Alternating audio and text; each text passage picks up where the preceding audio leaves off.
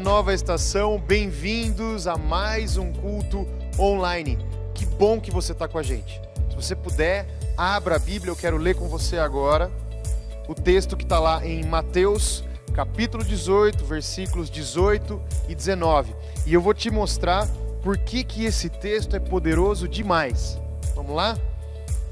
Digo-lhes a verdade, tudo que vocês ligarem na terra terá sido ligado no céu, e tudo que vocês desligarem na terra terá sido desligado no céu. Também lhes digo que se 2 de vocês concordarem na terra em qualquer assunto sobre qual pedirem, isso lhes será feito por meu Pai que está nos céus. Jesus diz, tudo que vocês ligarem na terra, e queridos, tudo é tudo. Então nessa manhã, para que a gente inicie esse tempo de culto, eu quero orar e declarar sobre a nossa vida, minha vida, sua vida e de tantos que nos cercam, a palavra e a bênção de Deus. Vamos orar? Pai, sobre todas essas coisas nós queremos pedir a Tua bênção. Sobre conversões, Senhor, nós declaramos nesse lugar conversões, vidas que se entregam ao Senhor, famílias que são restauradas inteiras na Tua presença pela Tua palavra. Senhor, nós abençoamos as crianças, os nossos filhos, aqueles que já nasceram e aqueles que ainda nascerão. Senhor, nós glorificamos a unidade da Tua igreja nesse lugar que se reúne para Te adorar, para Te encontrar e para aprender a Tua palavra. Senhor, nós também agradecemos por todos aqueles que têm entregue as suas vidas, reconhecido o seu pecado e recebido ao Senhor como Senhor e Salvador. Todas essas coisas nós ligamos no céu e na terra agora, pela Tua palavra e em Teu nome. Em nome de Jesus, amém. Bem-vindos.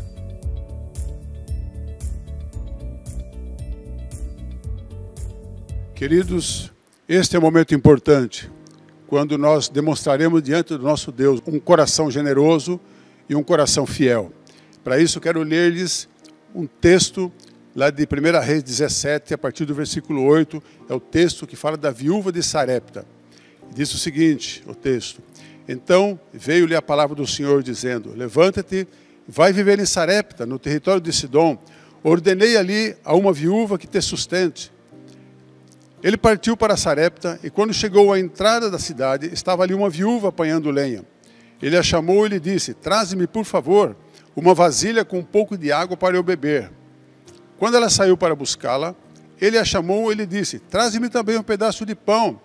Ela, porém, respondeu, tão certo como vive o Senhor teu Deus, não tenho pão nenhum, mas apenas um punhado de farinha na vasilha e um pouco de azeite na botija. Estou apanhando 2 gravetos para ir prepará-lo para mim e para meu filho. Nós o comeremos e depois morreremos. Então Elias lhe disse, não temas, vai, faze como disseste, mas primeiro faze para mim um bolo pequeno e traze-o aqui. Depois o farás para ti e para teu filho. Pois assim diz o Senhor teu Deus, o Deus de Israel: a farinha da vasilha não acabará, e o azeite da botija não faltará, até o dia em que o Senhor fizer chover sobre a terra. Ela foi e fez conforme a palavra de Elias. Assim ele, ela e sua família comeram durante muitos dias. A farinha da vasilha não se acabou e não faltou azeite na botija, conforme a palavra do Senhor que ele falara por intermédio de Elias. Esse texto é um texto maravilhoso, que lança um desafio a uma mulher desesperada que não tinha sequer o que comer. E a promessa, através do profeta Elias, é de que Deus a sustentaria. Então esse texto nos desafia primeiro a confiarmos no Senhor, colocarmos a nossa vida inteiramente em suas mãos, abrirmos mãos daqueles recursos que nós achamos que são nossos, mas que são de Deus, e a partir daí depositá-lo confiantemente no altar do Senhor, crendo que o mais Ele fará. A Bíblia diz: entrega teu caminho, Senhor, confia nele e o mais Ele fará. Ou seja, seja uma pessoa que confia plenamente no Senhor, independentemente das circunstâncias. Então eu desafio você a fazer como esta viúva de Sarepta. Uma mulher necessitada, uma mulher que não tinha mais o que comer, uma mulher que diz: olha, nós vamos fazer um pouco de pão e aí vamos morrer.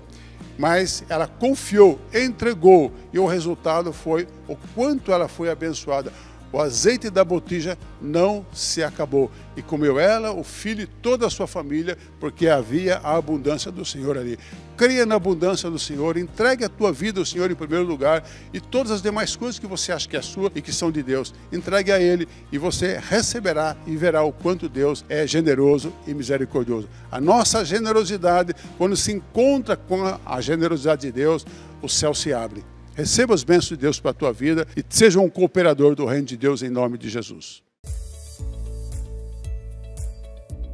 O pastor José Ricardo falou semana passada, eu não esqueci daquela pergunta: você crê? Você crê? Mas me encheu o saco aquela pergunta, mas eu não me esqueci: você crê?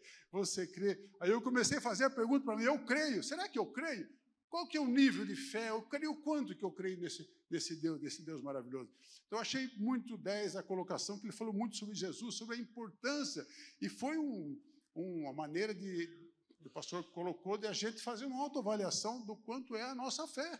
Eu creio mais em Jesus do que no diabo, porque a gente crê mais no diabo, você para pensar, né? Então, hoje eu vou falar sobre, continuar que o pastor falou sobre a supremacia de Cristo. A supremacia de Cristo. Nós vamos sair daqui hoje crendo que Cristo é tudo que nós precisamos. Jesus é tudo o que nós precisamos. Amém? Quantos podem dizer amém?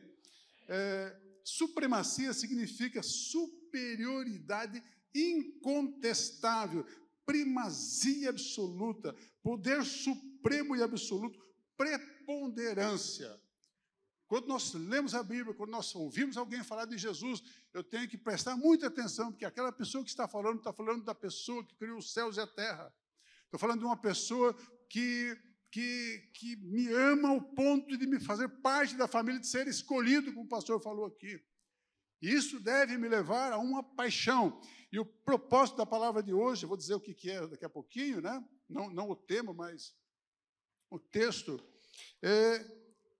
de que nós saiamos daqui para nossas casas com o coração apaixonado e cheio de respeito e temor por Deus, por Jesus Cristo. Mais respeito do que paixão, porque a paixão se dilui se não houver respeito e temor. Mas quando você tem temor e respeito, muito provavelmente você vai se apaixonar. Então, meu objetivo hoje, e hoje está falando com Deus, olha, estou cansado desse negócio, será que dá resultado? Ele falou assim: olha, outro dia, semana passada, o meu instrumento foi o pastor José Ricardo. No outro domingo, o meu instrumento foi a pastora Ana Paula. No outro instrumento foi a pastora Natália, e por assim por diante. Falei: hoje você é o meu instrumento.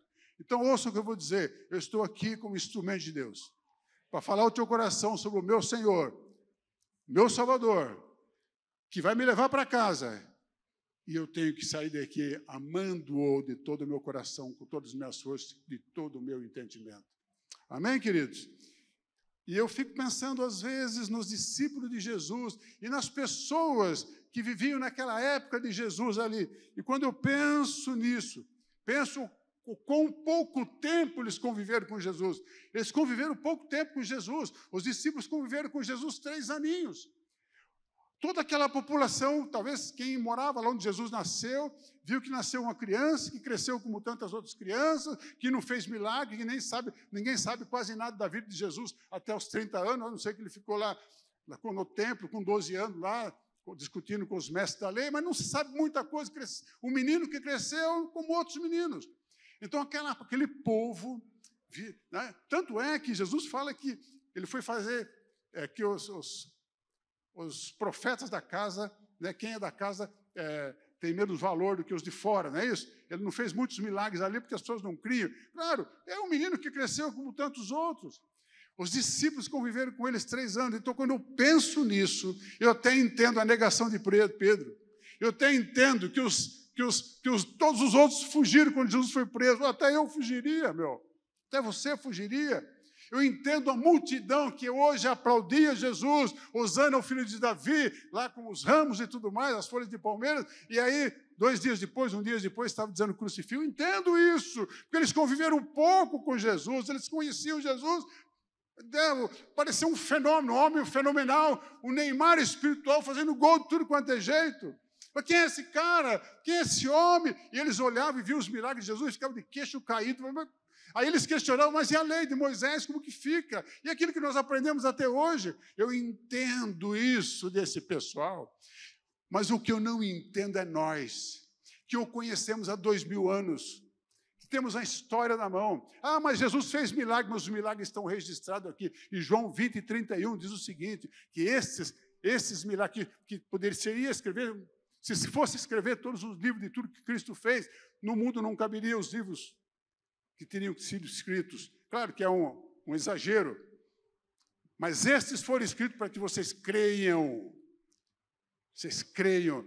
E eu fico assim, constrangido comigo mesmo e com a igreja e com todos nós que o conhecemos pela palavra há 2000 anos, que sabemos que ele faz milagre, que Hebreus 13:8 fala assim, que Jesus é o mesmo ontem, hoje e será o mesmo eternamente. Ele é o mesmo, queridos. Ele é o mesmo. Você crê? Vamos usar. Você crê, irmão? Você crê, pastor? Você crê. Mas você crê até que nível? Ao ponto de fazer o quê? De entregar o quê para ele? De trazer seu dízimo, trazer sua oferta? O que mais? Você crê? Sabe, eu estava pegando o carro lá no estacionamento, no prédio, estava conversando com a Sônia Helena, estava dizendo para ela, sabe quando que a igreja vai ser igreja de verdade? Sabe a igreja cheia do Espírito Santo?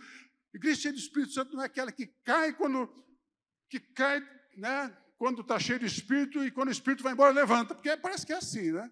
Não é a igreja que faz barulho. A igreja cheia do Espírito Santo é aquela que todo mundo nota. E que quando alguém está doente de câncer, de qualquer coisa, diz assim, vamos chamar o Mila, com a Sônia Helena para orar, porque Deus está neles e eles vão orar por nós e vão ser curados. Não aconteceu isso até agora.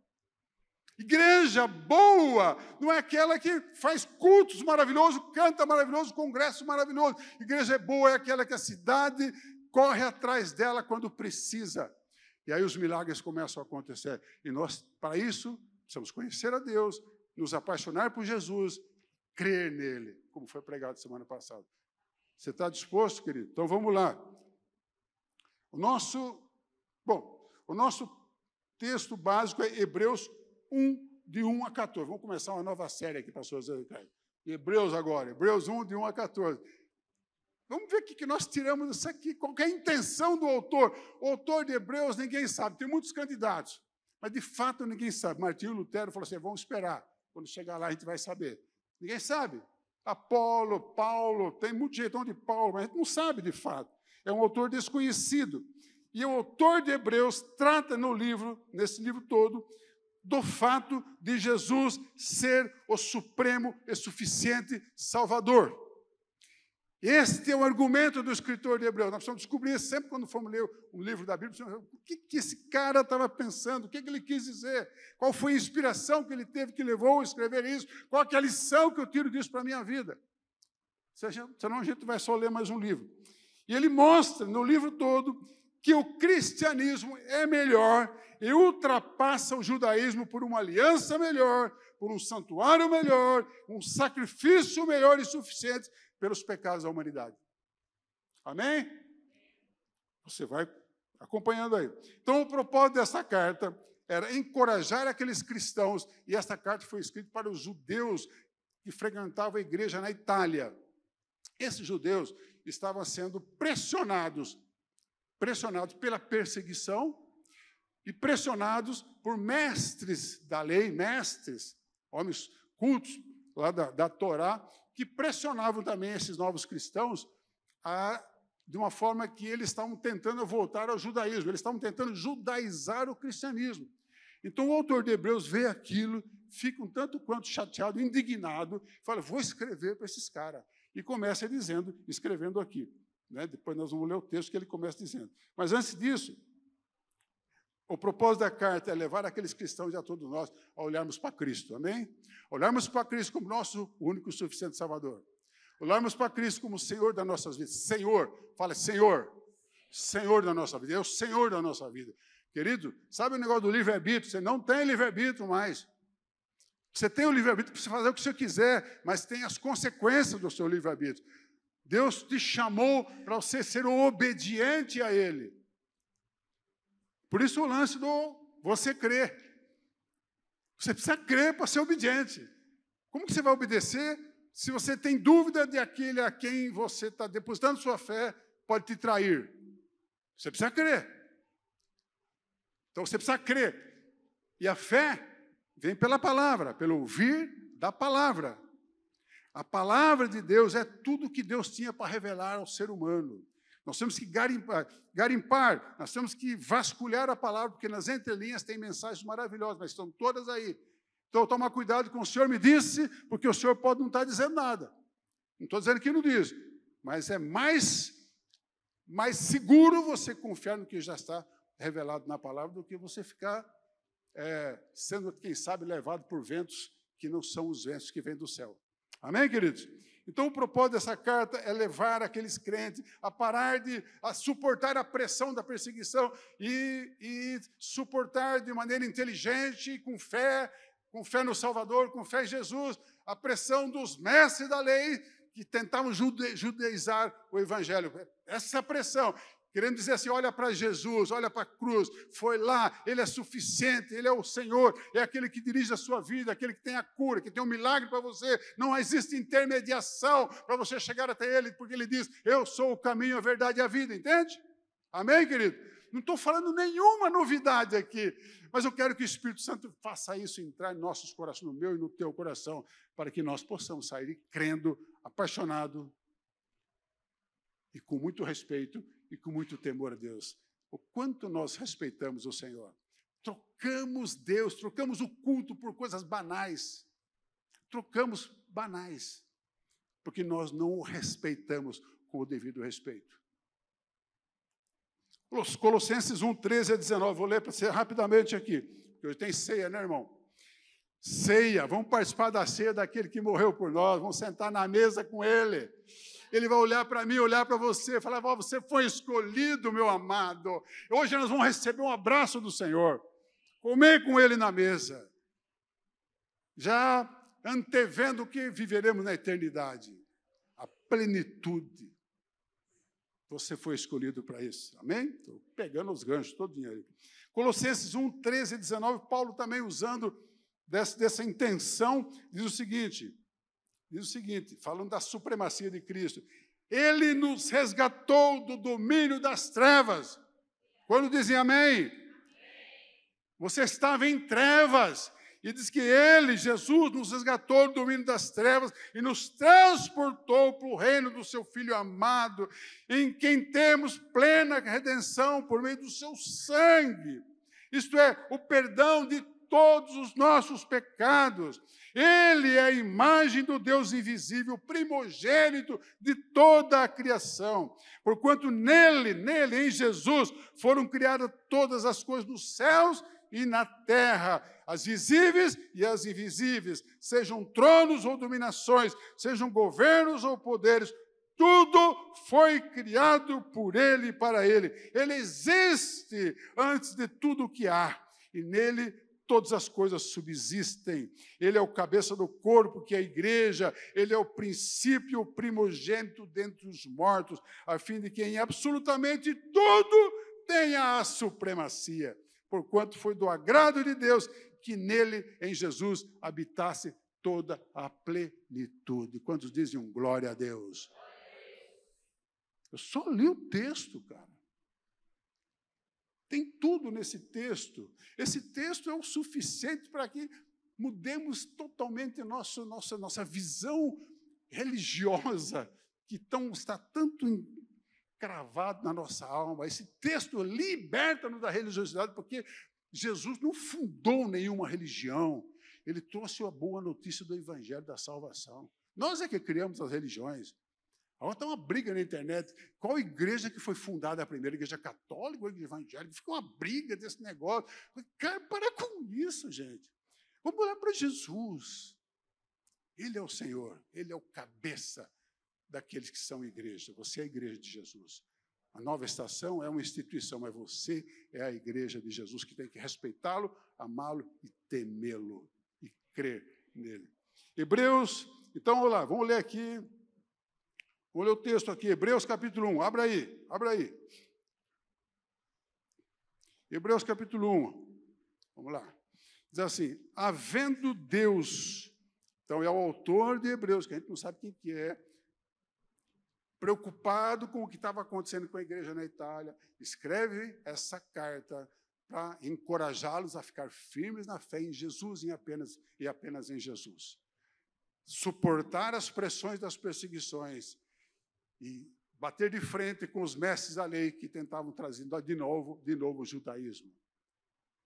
E ele escreve assim, olha gente, o negócio é o seguinte, havendo Deus, desde a antiguidade, falado em várias ocasiões e de muitas formas aos nossos pais, por intermédio dos profetas, nesses últimos tempos nos falou mediante seu Filho, a quem constitui herdeiro de tudo que existe por meio de quem criou o universo. Ele está dizendo assim, pessoal, é verdade sim, é verdade, nós não estamos desprezando o Velho Testamento, nós estamos desprezando a Torá, é verdade, Deus falou-nos e falou-nos por muitas vezes através dos profetas, aos nossos pais, é verdade, mas agora, pessoal, agora, gente, nesses últimos tempos, Ele nos falou através do Filho, amém, queridos? Através do Filho, está escrito aqui, a quem constitui o herdeiro de tudo que existe, e por meio de quem criou o universo. Ele é o resplendor da glória e a expressão exata do seu ser, sustentando tudo que há pela palavra do seu poder.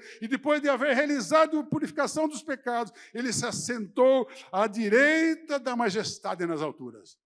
Vocês estão aí vacilando, vocês estão aí claudicando, não sabe, está com problema no seu quadril também, por causa da sua fé diminuta, vocês estão desistindo. Olha quem é Jesus. E ele diz aqui o versículo 14, tornando-se tão superior aos anjos, quanto o nome que herdou é ainda mais excelente do que eles. Falando da superioridade aos anjos, né? Então, deixa eu colocar algumas coisinhas aqui. Ele, dentro desse, até o versículo 4 do que eu li, ele começa dizendo que Cristo é maior, por quê? Por que Cristo é maior? Só para você, está tudo escrito aqui, eu já li. Ele é maior porque ele é o herdeiro de tudo. Foi falar de herança aqui. Ele é o herdeiro de tudo. Ele é o herdeiro de tudo, tudo. E aí nós nos tornamos co-herdeiros com ele, porque estávamos mortos em delitos e pecados, e ele nos transportou das trevas para o reino do Filho do seu amor, para o reino de Jesus Cristo. Então ele é superior e maior que tudo, porque ele é o herdeiro de tudo. Segundo, porque ele é o resplendor da glória de Deus. Aí eu fui procurar, o que é resplendor? A gente acha que sabe tudo, né? Aí fui procurar resplendor. Cara, sabia que tem uma cidade de Minas Gerais que se chama Resplendor? Olha que legal, morar em Resplendor em Minas Gerais, não sabia. Eu procurei o sinônimo da palavra, né? Mas ele é o resplendor, quer dizer, ele é o que esplende, é o que transmite, transfere para nós a glória do Pai. Ele é maior do que tudo, porque Ele é a expressão exata de Deus e sustenta tudo pela palavra do seu poder. Jesus é a expressão completa de Deus num corpo humano. Amém, queridos? Ele é, em quarto lugar, Ele é quem faz a purificação dos pecados. Você imaginou se Jesus Cristo... Ou então, você imaginou se tivéssemos que estar fazendo até hoje os sacrifícios que se faziam no Velho Testamento? Não tinha nem condições. Matar tanto bicho daquele jeito. Era um bicho de manhã, um bicho no almoço, um bicho, outro, uma sangreira danada. Comiam churrasco demais, os levitas eram tudo gordo. Tanto comer, tudo era para os levitas, né? Que coisa. Então é assim, ele fez a purificação dos teus pecados. Fala, glória a Deus. Fala para o teu irmão, estou lavado pelo sangue do Cordeiro. Fala para ele, estou lavado pelo sangue do Cordeiro. Olha assim, ó, eu estou mais alvo do que a neve, né? Mais alvo do que a neve. O diabo fica acusando a gente, você é um pecador, eu sou mesmo, mas fui lavado pelo sangue do Cordeiro. Uma vez um pastor foi acusado disso, ele tinha adulterado. E aí ele chegou para a igreja, foi um dos pastores junto com a gente lá no 30, 40 anos atrás. E aí e depois ele começou a trabalhar na área de expulsar demônio. Olha que coisa, expulsar demônio. Aí um demônio, porque esse negócio existe, viu? Aí o capeta lá, através de uma pessoa, disse, você tá, não sei o quê, você é um pecador, você fez isso. Eu falei, sou mesmo, fiz isso mesmo, mas fui lavado pelo sangue do Cordeiro, sai em nome de Jesus. O demônio saiu e deixou só poeira que ficou quando ele saiu voando de lá. Porque é lavado pelo sangue do Cordeiro.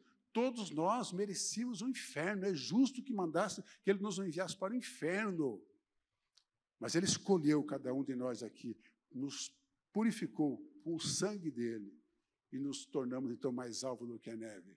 E agora a nossa luta é pela santidade, que é uma batalha diária, a luta da carne contra lembra? O Espírito. Eu guardo algumas coisas. Beleza, querido? Aí, os cinco pontos aqui. Ele, depois de ter feito a obra redentora da cruz, ele é maior, porque depois de ter feito essa obra redentora na cruz, que ninguém poderia fazer, religião nenhuma poderia fazer, a lei não podia fazer, podia sacrificar todos os animais que tinha naquela época lá, não poderia fazer, a trazer a salvação. Depois dessa obra redentora, ele agora está sentado à direita de Deus, o Pai. Ele é o Senhor, ele é o Redentor, remidor da nossa alma, dos nossos pecados.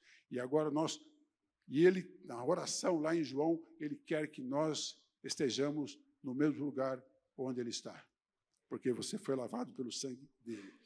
E a partir agora do versículo 4 até o final, o autor, preocupado com essas ideias judaizantes, vai até o final do capítulo fazendo um contraste de Jesus e anjos. Você sabe que os anjos sempre tiveram uma super importância nas todas as religiões. Tudo quanto é religião, eles falam de anjos, né? O anjo da guarda. E anjo existe. Anjo existe. E até os judeus acreditavam que as tábuas da lei, sabe a tábua da lei que Deus deu a Moisés? Eles acreditavam que aquelas tábuas foram dadas a Moisés por anjos. Alguém ouviu um comentário sobre isso, dá por anjos. Então, os anjos eram figuras, são figuras angelicais, né, invisíveis, que sempre foram consideradas em todas as religiões como coisa muito importante. Aí o autor de Hebreus vem falar sobre isso a partir do versículo 4, que fala, tornando-se tão superior aos anjos, quanto ao nome que herdou é ainda mais excelente do que o nome dos anjos. E aí vamos ler aqui o versículo 5.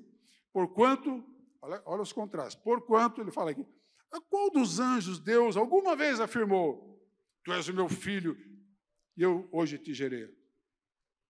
E outra vez, eu lhe serei pai, e ele me será filho. Qual dos anjos? Para quem? Para algum anjo? Deus falou isso para algum anjo? Não. Ok. E uma vez mais, quando Deus introduz o primogênito no mundo, isso é legal isso, né? Quando Deus introduz o primogênito no mundo, quando Deus enviou Jesus Cristo para nascer, né? Nasceu nesse mundo, e ele declara assim, tem os textos, eu não vou ler aqui os versículos que falam a respeito disso, né?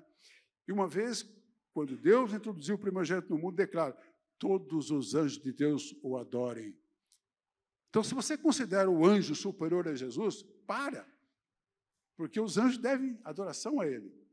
Quanto aos anjos, o Pai afirma: ele faz dos seus anjos ventos e dos seus servos labaredas de fogo. Ok? Beleza? É isso mesmo.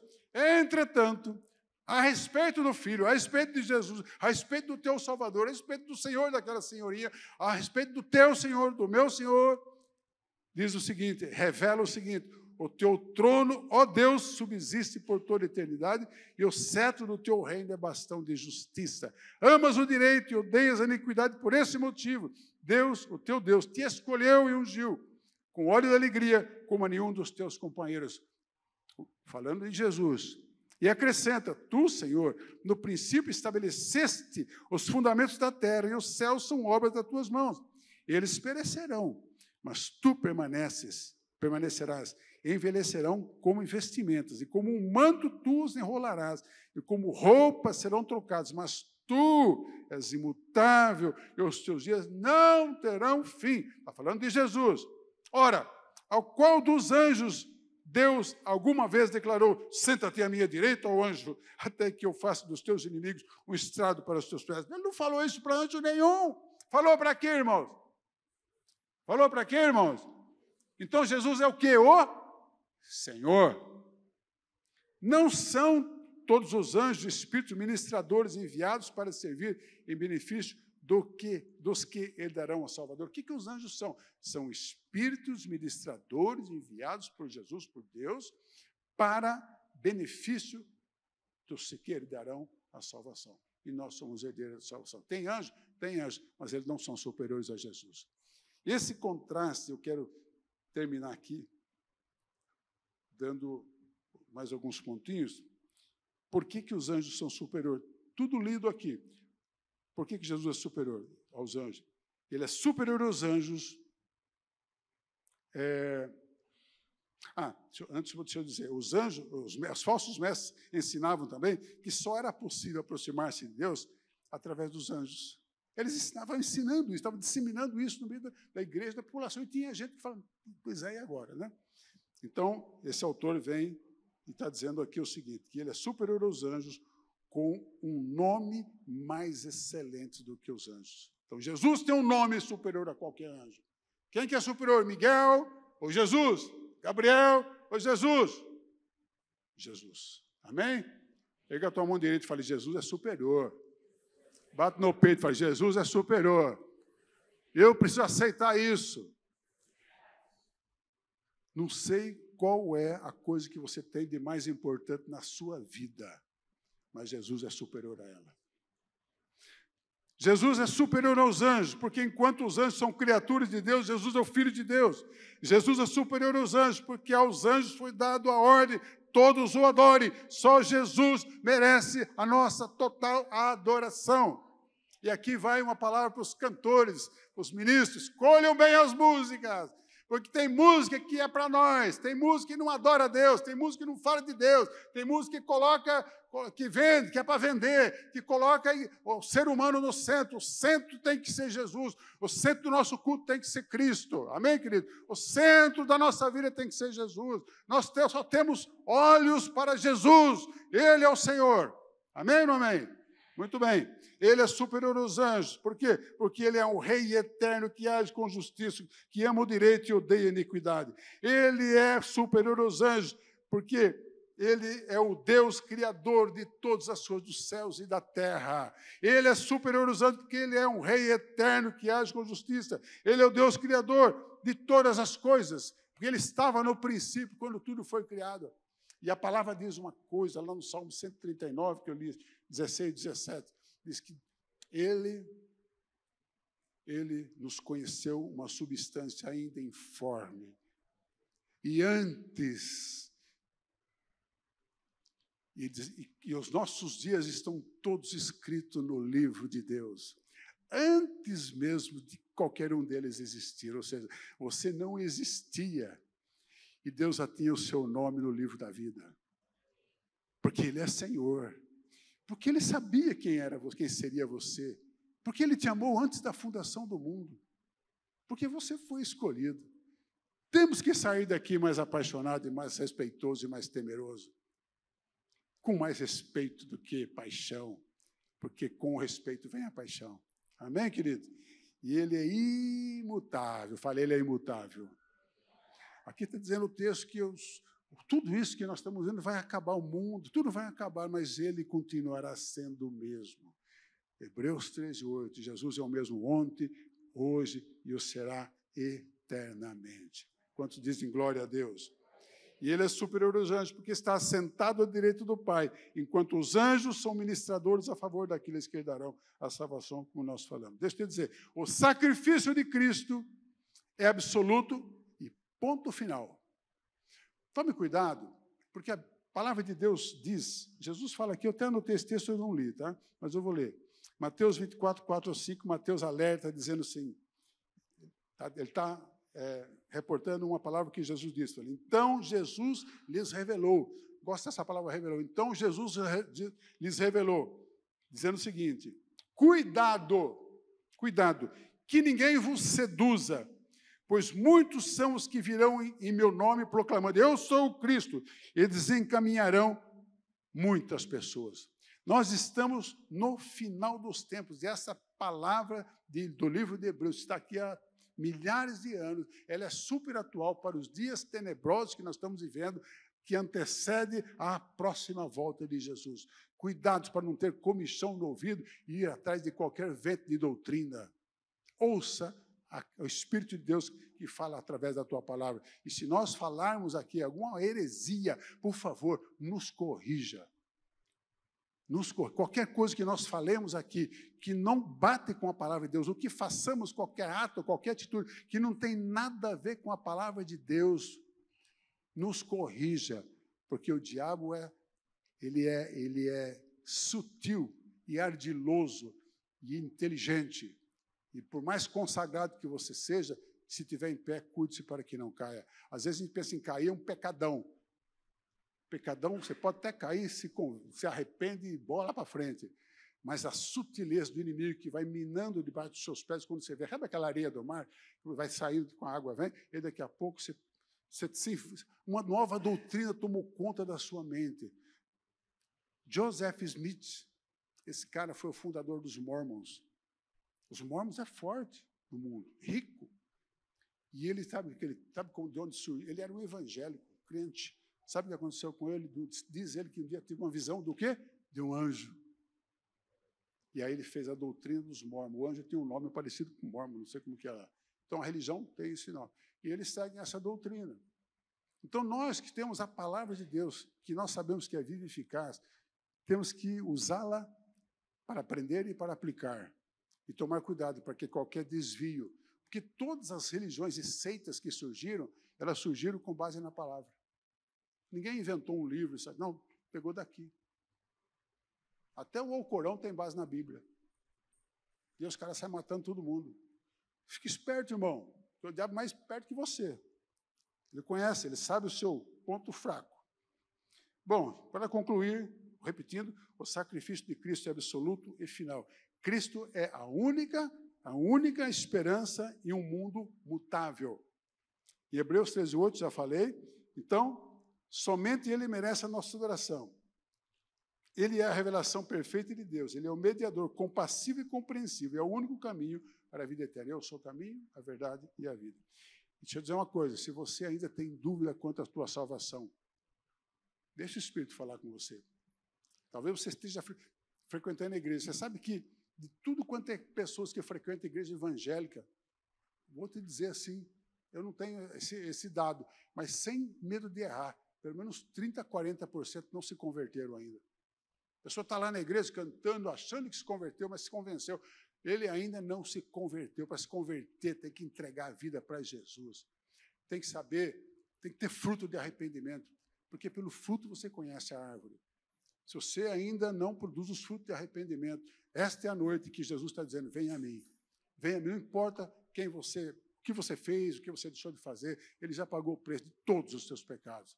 A tua luta para se livrar de certos pecados, será? Jesus já tomou para ele isso aí. Hoje ele pode ter aliviado essa carga e você pode ter um encontro verdadeiro com ele, porque ele é Senhor. É o único que pode, é o único que perdoa como perdoa. Nós não perdoamos como ele. Em 1 João 9 fala assim: confessarmos nossos pecados, é fiel e justo para perdoar nossos pecados e nos purificar de toda a injustiça. João 12, mas a todos quantos o receberam, deu-lhe o quê? O poder, o direito de serem feitos filhos de Deus. A saber quem? Aos que creem no seu nome. Você crê? Depois eu pago uma comissão. Você crê, irmão? Amém? Quantos podem dizer glória a Deus?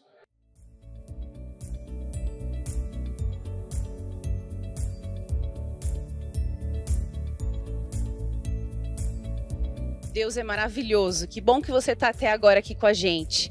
E o desejo da Nova Estação é conhecer você, é estar perto de você, é se conectar como igreja. Então, para isso, comente aqui abaixo, interage com a gente. Ou então, se você preferir, venha até os nossos cultos presenciais aos domingos, 18h30. Ou ainda, a gente pode se encontrar nas células que acontecem semanalmente e que você pode, através desse QR Code, acessar como tudo isso funciona e estar perto com a gente. Desejo uma ótima semana. Até mais.